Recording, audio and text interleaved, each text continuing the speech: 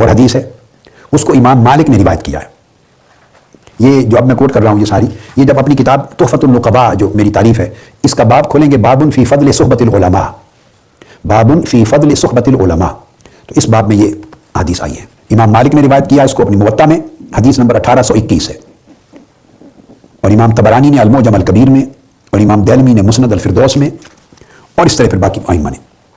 حضرت ابو امامہ رضی اللہ تعالیٰ عنہ سے روایت ہے، قال قال رسول اللہ صلی اللہ علیہ وسلم ان لقمان قال لابنہ، آقا علیہ السلام نے فرمایا، بیان کیا کہ لقمان نے اپنے بیٹے کو نصیحت فرمائی.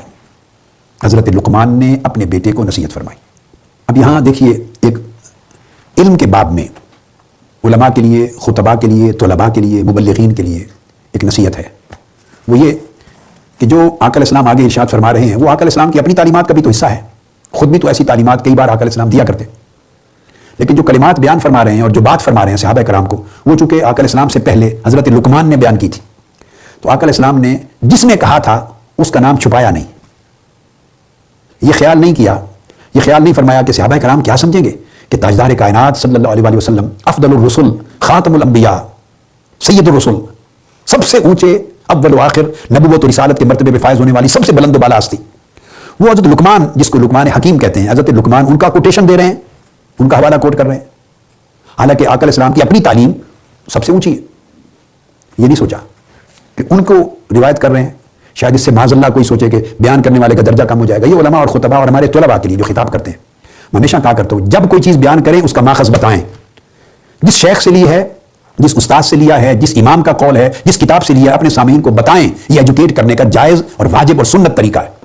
ہمارے لوگ حوالہ نہیں دیتے، وہ سمجھتے ہیں شاید سامعین کریں گے دیکھو جی فلاں کی بات سنا رہا ہے تو اس سے میری حیثیت کم ہو جائے گی، میرا مرتبہ کم ہو جائے گا، ثقافت کم ہو جائے گی، شاید سمجھیں گے اس کا اپنا علم کم ہے. یہ الٹا جہالت ہے اور ظلم ہے اور سنت نبوی کے خلاف ہے اور خیانت ہے علم میں. اس سے آپ کا مرتبہ اونچا ہوگا، آپ کی ثقافت میں اضافہ ہوگا، آپ کی بات زیادہ معتبر ہوگی، معتمد ہوگی، کیونکہ جس کو کوٹ کر رہے ہیں وہ آپ سے زیادہ اونچا درجہ رکھتا ہے علم میں. جس کا حوالہ دیں گے اس کا رتبہ علم میں آپ سے اونچا ہے، تو جب اس کی بات بتائیں گے تو آپ کی بات کی اس سند کے ساتھ حیثیت بڑھ جائے گی. لوگوں کی بڑی بدقسمتی ہے، یہ ایک عادت ہے عام، چھپا کر مصدر ماخذ سورس بتائے بغیر بات کرتے ہیں. لوگ سمجھیں شاید یہ اتنا بڑا عالم اور محقق ہے اور مستنبط اور مستخرج ہے، اتنا بڑا کہ یہ خود اتنی بات استنباط کر کے استخراج کر کے اپنے پاس سے کہہ رہا ہے. واہ واہ سبحان اللہ، کیا بڑی بات کی. اور کئی تو میں نے خود سنا بات نقل کرتے ہیں اور ساتھ کہہ دیتے ہیں بس یہ اللہ پاک نے میرے دل میں ڈال دی، ابھی میرے ذہن میں آیا، یہ کسی اور جگہ نہیں ہے. تو ایسا کلام باطل ہے، کذب ہے، جھوٹ بھی ہے. تو ایسے گناہوں سے بچنا چاہیے. علم دودھ کی طرح ہے، دودھ پاکیزہ چیز ہے، نور ہے، اس میں پلید چیز، ایسی نیتوں کو، ایسے اعمال کو، ایسے افعال کو داخل کر کے ایک پاک چیز کو پلید کرنا، اس سے برکت اٹھ جاتی ہے، نفع ختم ہو جاتا ہے. لہذا جہاں سے لیں وہ بیان کریں، وہ آپ کا واسطہ اور وسیلہ ہے. جو آدمی واسطہ، وسیلہ، مصدر، منبع اور ماخذ کو چھپاتا ہے، نہیں بیان کرتا، شرماتا ہے، وہ خود برکت سے اور مزید فیض سے محروم ہوتا ہے. اس منبع سے جو اور فیض ملنا تھا اس سے محروم نہیں ہوتی، سوکھ جاتے ہیں، سوتے. چشمے کو معلوم ہونا چاہیے کہ چشمہ از خود نہیں اس کا پانی، وہ ایک پانی ایک طویل ایک سلسلہ تھا جو پیچھے سے چلا آ رہا تھا زیر زمین، تو زمین نرم ہوئی تو پھوٹ پڑا. تو جب چشمہ پھوٹتا ہے تو وہ یہ نہ سمجھے چشمہ کہ یہ پانی میں نے کریٹ کر دیا ہے، نہیں، وہ پانی کہیں سے تو آ رہا تھا، اس کا کوئی منبع تھا، ماخذ تھا، مصدر تھا، کہیں سے چلا تھا، چلتا آ رہا تھا. یہ جب انسان بیان کرتا ہے، اللہ پاک کسی کے منہ کو منتخب کرتا ہے کہ وہ خیر کا کلمہ بیان کرے، تو اس کو چاہیے کہ میں چشمہ ہوں اور یہ مصدر یہ ہے، یہاں سے یہ چیز وہاں سے ملی. ائمہ ایسا کرتے، تمام کتب کو پڑھیں تو وہ پھر ائمہ پورے حوالے دیتے کہ فلاں نے یہ کہا، فلاں نے یہ کہا، کتب بھری پڑی ہیں، صفحات بھرے پڑے ہیں، بیان کرتے. یحییٰ بن معین نے یہ کہا، عبد الرحمن بن مہدی نے یہ کہا، علی بن المدینی نے یہ کہا، ابو حنیفہ نے یہ کہا، ابو یوسف نے یہ کہا، محمد نے یہ کہا، امام مالک نے یہ کہا، شافعی نے یہ کہا، احمد بن حنبل نے یہ کہا، غزالی نے یہ کہا، ہمیشہ جنید بغدادی نے یہ کہا، سری سقطی نے یہ کہا، معروف کرخی نے یہ کہا. یہ نہیں کہ یہ میری اپنی معرفت اتنی ہو گئی ہے کہ میں اللہ کی معرفت کی باتیں خود کر رہا ہوں بیٹا.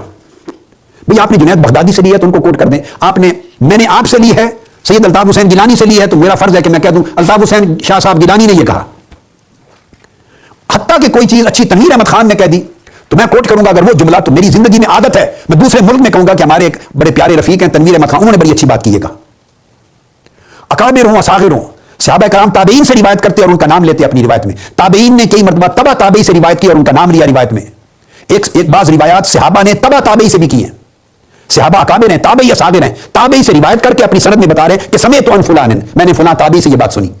چونکہ وہ تابعی اپنے تمام حلقات علم میں معتمد اور معتبر ہے، اس کی ثقافت اور صداقت پر اعتماد ہے. لہذا صحابی یہ کمپلیکس میں مبتلا نہیں ہوتے تھے. صحابہ کرام یا ائمہ اعظام کمپلیکس میں مبتلا نہیں ہوتے تھے کہ مجھ سے چھوٹا ہے، وہ مجھ سے بڑا ہے، میں اس کا حوالہ کیوں دوں، اپنا حوالہ کیوں نہ دوں، نام لوں نہ لوں.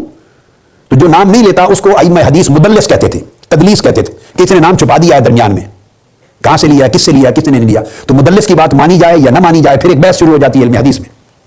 لہٰذا علم کو پاک صاف ستھرا متصل رکھیں، علم کی سند کو متصل رکھیں. سمیت عن فلان عن فلان عن فلان، میں نے فلان سے سنا، فلاں نے اپنی اس کتاب میں لکھا، فلاں نے یہ کہا، آپ کے شیخ ہیں، آپ کے استاد ہیں، ان کے شیخ ہمیشہ کوٹ کریں. یہ سنت آقا علیہ السلام کی میں نے حدیث پاک کی شرح میں کی کہ آقا علیہ السلام اپنے صحابہ کرام کو، اپنے شاگردوں کو بتا رہے ہیں، اپنے شاگردوں کو فرما کے کہ لقمان الحکیم، حضرت لقمان نے یہ نصیحت کی اپنے بیٹے کو.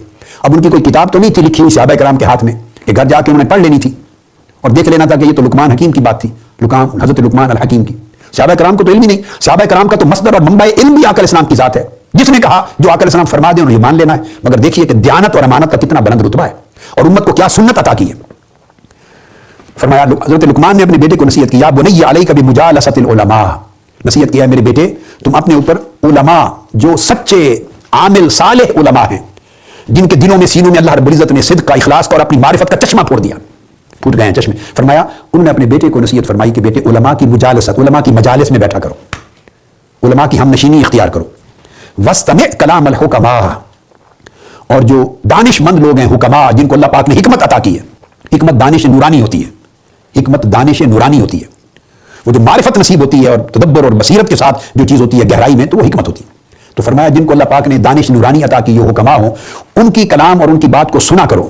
فإن اللہ یحیی القلب المیت بنور الحکمت کما یحیی الارض المیتۃ بوابل المطر. آقا علیہ السلام نے فرمایا بے شک حکیم لوگوں کو، صاحبان حکمت لوگوں کی بات غور سے سننے سے، غور سے سمجھنے سے اللہ تعالیٰ مردہ دلوں کو زندہ فرما دیتا ہے.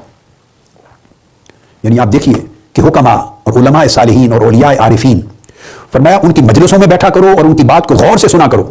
صرف ان کی بات کو غور سے سننا اور سمجھنا، غور سے سما کرنا، سننے سمجھنے سے بھی اللہ پاک بسا اوقات مردہ دلوں کو زندہ کر دیتا ہے. ایک کامل کی اور حکیم کی بات، قول دلوں کو زندہ کر دیتا ہے اور دلوں کی خشکی کو دور کر دیتا ہے.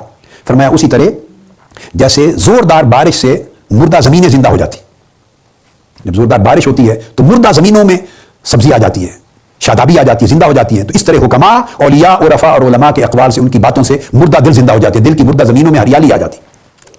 اور اسی مجالس العلم کے موضوع کو آج ختم کرنے کے لیے آخری حدیث کوٹ کر رہا ہوں. اور یہ حدیث جو کوٹ کر رہا ہوں، یہ روایت یہ عبداللہ ابن عباس رضی اللہ تعالیٰ عنہ نے روایت کی. اور اوپر جو حدیث بیان کی امام مالک کی موطا سے بھی، مگر الفاظ اس کے طبرانی کے ہیں جو اوپر روایت کی. ابن عباس رضی اللہ تعالیٰ عنہ روایت فرماتے ہیں، یہ بھی ابو یعلا نے روایت کیا اس کو، اور بہقی نے روایت کیا، اور عبد بن حمید نے روایت کیا. آقا علیہ السلام نے فرمایا، ابن عباس رضی اللہ تعالیٰ عنہ روایت کرتے ہیں، قال قیل یا رسول اللہ، کیونکہ آقا علیہ السلام صلی اللہ علیہ وسلم تلقین فرماتے تھے کہ مجالس میں بیٹھا کرو، جیسے ابھی ذکر ہے مجالست العلماء اور استماع کلام الحکماء. تو فرماتے تھے کہ اچھے لوگوں کی مجلس میں بیٹھا کرو، ایسی مجالس میں بیٹھو. تو صحابہ کرام نے پوچھا ایو جلسائنا خیر، یا رسول اللہ کن کی مجلسوں میں بیٹھیں، مجالس میں بیٹھیں؟ بہتر جلیس کون ہیں؟ جلساء جمع کا صیغہ ہے، بہتر جلساء، وہ بہتر لوگ کون ہیں جن کی مجالس اختیار کریں، جن کی مجلس میں بیٹھیں اور ہمارے مردہ دل زندہ ہو جائیں، ہمیں علم نصیب ہو، ہمیں حکمت نصیب ہو. کون لوگ ہیں؟ نور نصیب ہو، خیر نصیب ہو، ایمان میں اضافہ ہو اور علم میں اضافہ ہو. انہوں نے تو سمپل سوال کیا کہ کون ہے اچھے جلساء جن کی مجلس میں بیٹھے. آقا علیہ السلام نے ایک پیمانہ عطا فرما دیا، تین چیزیں بیان فرمائی اس حدیث پاک میں. ابو یعلا اور عبد بن حمید اور امام بہقی سب روایت کرتے ہیں. فرمایا من ذکرکم اللہ رؤیتہ وزاد فی علمکم منطقہ وذکرکم بالآخرۃ عملہ. فرمایا ان لوگوں کی مجلسوں میں بیٹھو کہ جن کو دیکھو تو ان کا دیکھنا تمہیں اللہ کی یاد دلا دے، ان کی زیارت کرنے سے تمہیں اللہ یاد آ جائے. ان کو دیکھنے سے، یہ میں نے آپ کو یاد ہے شروع میں باتیں کی تھی اور مثال دی تھی، اچھے باغ میں جانا، پھولوں کو دیکھنا، سرسبز جگہ کو دیکھنا، وہ جو منظر ہے وہ فتح، انفتاح اور فرحت دیتا ہے. فرمایا ایسے لوگوں کی مجلسوں میں بیٹھو کہ جن کا دیکھنا تمہیں اللہ کی یاد دلائے، جن کا دیکھنا اللہ کے ذکر اور اس کی یاد کا باعث بنے. اور ان کا علم سنو تو ان کی گفتگو سنو تو وہ تمہارے علم میں اضافہ کر دے.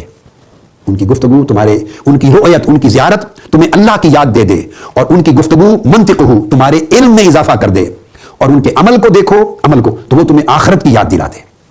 اعمال ان کے ایسے صالح ہوں، اخلاص پر مبنی اور نیکی پر مبنی ہوں کہ جب ان کو عمل کرتا ہوا دیکھو، بس ان کے اعمال دیکھو، کیا کرتے ہیں، کیسے اٹھتے ہیں، کیسے بیٹھتے ہیں، کیسے گفتگو کرتے ہیں، کیسے نماز پڑھتے ہیں، کیسے میل ملاقات کرتے ہیں. عمل ان کا دیکھو تو آخرت یاد آ جائے، آپ کے اندر بھی ایک ترغیب پیدا ہو جائے، ایک شوق پیدا ہو جائے کہ اہل آخرت بنے، ایسا عمل کریں. ان کا کلام سنیں تو علم میں اضافہ ہو جائے، زیارت کریں تو اللہ کی یاد آ جائے. اللہ رب العزت ہم سب کو جو کچھ کہا ہے اور سنا ہے اس پر عمل کرنے کی توفیق عطا فرمائے.